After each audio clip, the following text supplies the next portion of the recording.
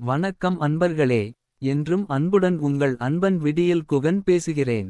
தமிழக கல்வித்துறையில் தற்போது பரபரப்பாக விவாதிக்கப்படும் ஒரு முக்கியமான விஷயத்தைப் பற்றித்தான் இன்று நாம் பேசப் போகிறோம். தனியார் பள்ளிகள் தங்களுடைய கல்விக் கட்டண விவரங்களை பொதுமக்கள் பார்க்கும் வகையில் வெளிப்படையாக வெளியிட வேண்டும் என்ற அரசின் சமீபத்திய நடவடிக்கை சமூக ஊடகங்களில் பெரும் வரவேற்பை பெற்றுள்ளது. சிலர் இதை தற்போதைய அரசின் மிகப்பெரிய சாதனை என பாராட்டுகின்றனர். ஆனால் இந்த உத்தரவின் உண்மையான பின்னணி என்ன? இந்த விவகாரத்தின் விதையை விதைத்தவர் யார்? நீதிமன்றத்தில் நடைபெறும் சட்டப் போராட்டம் என்னவாகும்? மிக முக்கியமாக, தனியார் பள்ளி கட்டண கொள்ளை என்ற அடிப்படை பிரச்சினைக்கு இதனால் உண்மையிலேயே தீர்வு கிடைக்குமா? இவற்றையெல்லாம் இன்று விரிவாக பார்க்கலாம். இது ஒரு சாமானியனின் போராட்டம். அது கோயம்புத்தூரைச் சேர்ந்த லியாகத் அலி என்ற ஒரு சாமானிய பெற்றோரின் கேள்வியில் தொடங்குகிறது. கொரோனா பெருந்தொற்று காலத்தில் பல குடும்பங்கள் கடுமையான பொருளாதார நெருக்கடியை எதிர்கொண்டன. அப்போது தனியார் பள்ளிகள் வசூலிக்கும் கட்டணங்கள் குறித்த உண்மையான விவரங்களை அறிந்து கொள்ள வேண்டும் என்ற நோக்கில் அவர் 2022ஆம் ஆண்டு தகவல் அறியும் உரிமைச் சட்டத்தின் கீழ் மனு தாக்கல் செய்தார்.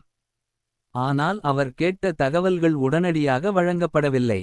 ஒரு அலுவலகத்திலிருந்து இன்னொரு அலுவலகம், ஒரு பதிலிலிருந்து இன்னொரு பதில், இப்படியாக 2½ ஆண்டுகளுக்கும் மேலாக அவர் தொடர்ந்து போராட வேண்டிய நிலை ஏற்பட்டது.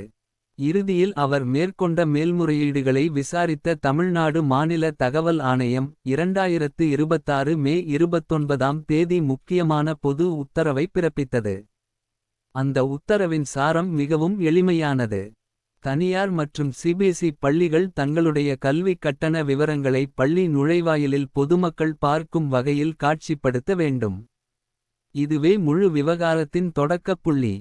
ஆனால் அதற்கு முன்பே முந்தைய திமுக அரசின் பங்களிப்பும் இருக்கிறது. தனியார் பள்ளிகள் தன்னிச்சையாக கட்டணம் வசூலிப்பதைத் தடுக்க தமிழ்நாடு தனியார் பள்ளிகள் கல்விக் கட்டண முறைப்படுத்துதல் திருத்தச் சட்டம் 2026 என்ற வலுவான சட்டத்திருத்தத்தை கொண்டு வந்து 7 பேர் கொண்ட கட்டண நிர்ணயக் குழுவை உருவாக்கியதே முந்தைய திமுக அரசுதான்.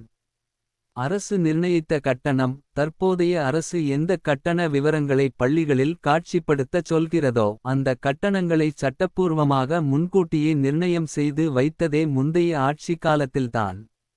அப்போ விஜய் அரசுக்கு எந்த பெருமையும் இல்லையா? அப்படி சொல்லிவிட முடியாது. மாநில தகவல் உரிமை ஆணையம் கட்டணங்களை காலக்கெடுவிற்குள் காட்சிப்படுத்த உத்தரவிட்ட போதிலும் அதற்கு உடனடியாக உத்தரவிட்டது விஜய் அரசுதான். கல்வி அமைச்சர் ராஜமோகன் ஆறுமுகம் விரைந்து செயல்பட்டுள்ளது பாராட்டத்தக்கது தான். தகவல் ஆணையத்தின் இந்த உத்தரவைத் தொடர்ந்து தமிழக அரசு நிர்வாக ரீதியாக விரைவான நடவடிக்கைகளை மேற்கொண்டது. சுற்றறிக்கைகள் வெளியிடப்பட்டன. பள்ளிகளுக்கு காலக்கெடு நிர்ணயிக்கப்பட்டது. கட்டண விவரங்களை வெளியிட வேண்டும் என்று அறிவுறுத்தப்பட்டது. எனவே இந்த விவகாரத்தில் உண்மையைச் சொல்ல வேண்டுமென்றால் விதை தகவல் ஆணையத்தின் உத்தரவு. அதை செயல்வடிவமாக மாற்றிய கருவி அரசின் நிர்வாக நடவடிக்கை. இரண்டையும் பிரித்து புரிந்து கொள்ள வேண்டியது அவசியம். இந்த ஆணை வெளியிடப்பட்டவுடன் இந்த பிரச்சனை முடிந்து விட்டதா? இல்லை. இந்த நடவடிக்கையை எதிர்த்து தனியார் கல்வி நிறுவனங்களின் சங்கங்கள் சென்னை உயர் நீதிமன்றத்தை நாடின. அவர்களின் முக்கியமான வாதம் என்ன? ஆர்டிஐ சட்டம் எங்களுக்கு நேரடியாக பொருந்தாது. இரட்டை மேற்கோள்குறி.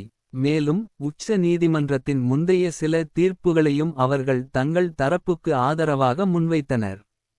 ஆனால் வழக்கை விசாரித்த சென்னை உயர் நீதிமன்றம் உடனடியாக இடைக்கால தடை வழங்க மறுத்தது. அரசு தனது விரிவான பதிலை தாக்கல் செய்ய வேண்டும் என்று உத்தரவிட்டு வழக்கை அடுத்த கட்ட விசாரணைக்கு ஒத்திவைத்தது. இதனால் தற்போதைய நிலவரப்படி பள்ளிகள் கட்டண விவரங்களை வெளியிட வேண்டிய நிலை தொடர்கிறது. ஆனால் இறுதித் தீர்ப்பு இன்னும் வரவில்லை. எனவே சட்டப் போராட்டம் இன்னும் முடிவுக்கு வரவில்லை.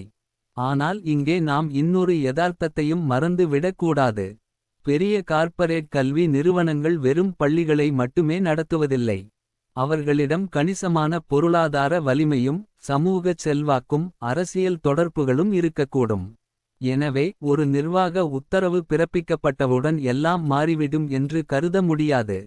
தேவைப்பட்டால் நாட்டின் முன்னணி மூத்த வழக்கறிஞர்களை அமர்த்தி. சட்டத்தில் உள்ள ஓட்டைகள் மற்றும் முந்தைய தீர்ப்புகளை அடிப்படையாக கொண்டு இந்த நடவடிக்கையை எதிர்த்து நீண்டகால சட்டப் போராட்டத்தை அவர்கள் முன்னெடுக்கலாம். நீதிமன்ற நடைமுறைகள் நீண்டு செல்லலாம். அரசுகளின் முன்னுரிமைகள் மாறலாம்.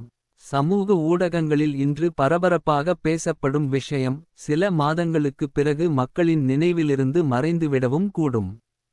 இதனால் இன்று பலருக்கு நம்பிக்கையை அளிக்கும் இந்த நடவடிக்கை. நாளடைவில் காற்றில் கரைந்து போகும் கண்ணீர் துளியாக மாறிவிடும் அபாயமும் இருக்கிறது.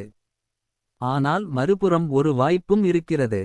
அரசும் நீதிமன்றங்களும் இந்த விவகாரத்தில் உறுதியான நிலைப்பாட்டை எடுத்தால். ஒன்றிய அரசிடம் தகவல் அறியும் உரிமைச் சட்டத்திலும். தனியார் கல்வி நிறுவனங்கள் தொடர்பான சட்டங்களிலும் தேவையான திருத்தங்களை மேற்கொள்ள வலியுறுத்த முடியும். அத்தகைய சட்டத்திருத்தங்கள் உருவானால்தான் இது ஒரு தற்காலிக நிர்வாக நடவடிக்கையாக இல்லாமல். நாடு முழுவதும் பின்பற்றப்படும் நிரந்தர நடைமுறையாக மாறும். எனவே இந்த விவகாரத்தின் எதிர்காலம் ஒரு சுற்றறிக்கையிலோ அல்லது ஒரு நீதிமன்ற உத்தரவிலோ மட்டும் இல்லை. அரசியல் மன உறுதி, நீதித்துறையின் தொடர்ச்சியான கண்காணிப்பு. மற்றும் மக்களின் விழிப்புணர்வு ஆகிய மூன்றின் மீதும் தங்கியுள்ளது. இந்த பிரச்சினையின் இன்னொரு பக்கத்தையும் நாம் பார்க்க வேண்டி உள்ளது. ஒரு கட்டண பலகையை பள்ளி வாசலில் மாட்டுவதால் மட்டும் பிரச்சினை தீர்ந்து விடுமா? உண்மையில் கிராமப்புறங்களிலும் சிறிய நகரங்களிலும் இயங்கும் பல தனியார் பள்ளிகள் மாணவர் சேர்க்கைக்காகவே போராடி கொண்டிருக்கின்றன. சில நேரங்களில் நல்ல மதிப்பெண் பெறும் மாணவர்களுக்கு கட்டணச் சலுகைகள் கூட வழங்கப்படுகின்றன. அவர்களுக்கு இந்த வெளிப்படைத்தன்மையில் பெரிய சிக்கல் இல்லை. ஆனால் விவாதத்தின் மையத்தில் இருப்பது வேறு சில நிறுவனங்கள். அரசு நிர்ணயித்த கட்டணத்தை விட பல மடங்கு அதிகமாக வசூலிப்பதாக குற்றச்சாட்டுகள் எதிர்கொள்ளும் சில பெரிய கார்ப்பரேட் கல்வி நிறுவனங்கள்தான் இந்த நடவடிக்கையால் அதிகம் பாதிக்கப்படக்கூடும். அவர்களிடம் பொருளாதார வலிமை இருக்கிறது. சட்ட நிபுணர்களின் ஆதரவு இருக்கிறது. அரசியல் செல்வாக்கும் இருக்கிறது. எனவே ஒரு கட்டணப் பட்டியல் வெளியிடப்பட்டதாலேயே முழு கல்வி சந்தையின் அதிகாரச் சமநிலை மாறிவிடும் என்று கருதுவது நடைமுறை யதார்த்தத்திற்கு பொருந்தாது. மேலும் ஒரு கசப்பான உண்மையையும் நாம் ஒப்புக்கொள்ள வேண்டும். பல பெற்றோர்களே, எப்படியாவது என் குழந்தைக்கு அந்த பள்ளியில் இடம் கிடைத்தால் போதும் என்ற மனநிலையுடன் கூடுதல் கட்டணங்களைச் செலுத்த தயாராக இருக்கிறார்கள். இதுவும் இந்த பிரச்சினையின் ஒரு பகுதிதான். நிரந்தர தீர்வு என்ன? அப்படியானால் தீர்வே இல்லையா? தீர்வு இருக்கிறது. ஆனால் அது ஒரு சுற்றறிக்கையால் மட்டும் வராது. முதலாவதாக, கல்வி கட்டண விவரங்கள் போன்ற தகவல்கள் கட்டாய வெளிப்படைத்தன்மைக்குள் வருவதற்கான சட்ட மாற்றங்கள் குறித்து விவாதிக்கலாம். இரண்டாவதாக, நிதிச் சிரமத்தில் இயங்கும் சிறிய தனியார் பள்ளிகளை அவர்களின் விருப்பத்தின் அடிப்படையில் அரசு உதவி பெறும் பள்ளிகளாக மாற்றும் திட்டங்களை ஆய்வு செய்யலாம். மூன்றாவதாக, பள்ளிகளின் உள்கட்டமைப்பை பயன்படுத்துவதற்கான வாடகை மற்றும் நியாயமான வருவாயை வழங்கி. கல்வி சேவையை பொதுநல நோக்கில் மறுசீரமைக்கும் மாற்று மாதிரிகளையும் பரிசீலிக்கலாம். ஆனால் இவை அனைத்தையும் விட மிக முக்கியமான தீர்வு ஒன்றே ஒன்று. அது அரசு பள்ளிகளின் தர உயர்வு.